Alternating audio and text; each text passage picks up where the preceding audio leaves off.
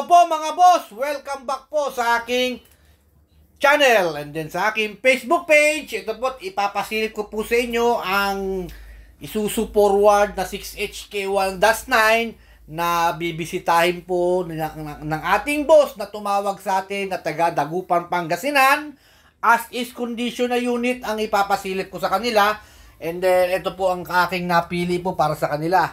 Habang papapunta po lang sila ng Subic, ito po, in-inspection ko na.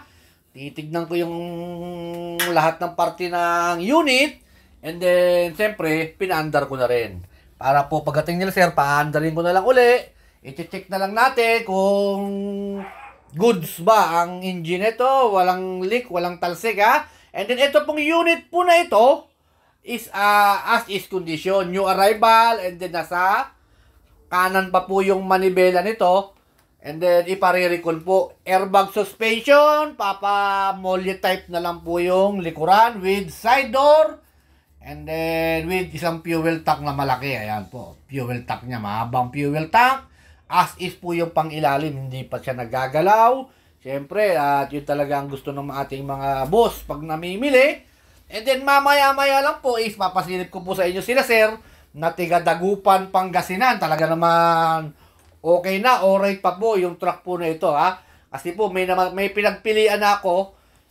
At ito po ang aking napili para sa kanila. Isang unit lang muna yung pinakita ko sa kanila dahil po yung iba hindi nila kursunada yung makina 4HK1 yung iba.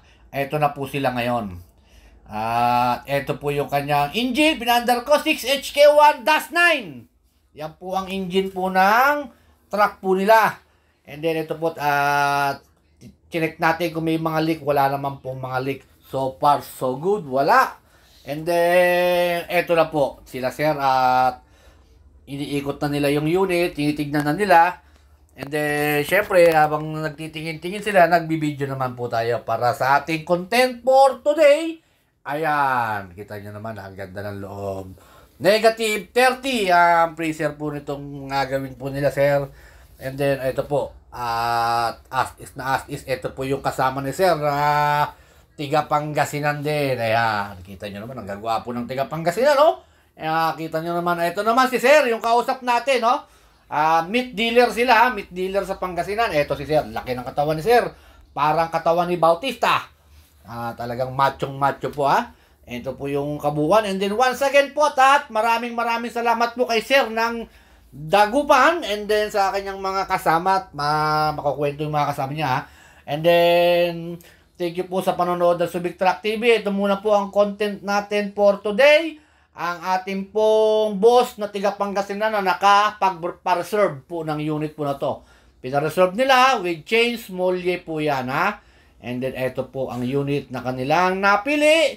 And then salamat po sa lahat ng nanonood ng Subic Truck TV, ha?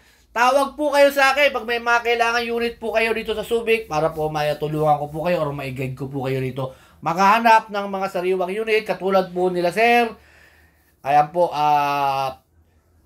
inuulit ko po, ha. Nagpapasalamat po ako kay sir ng Dagupan, Pangasinan sa pagpunta po ng Subic. Thank you very much po.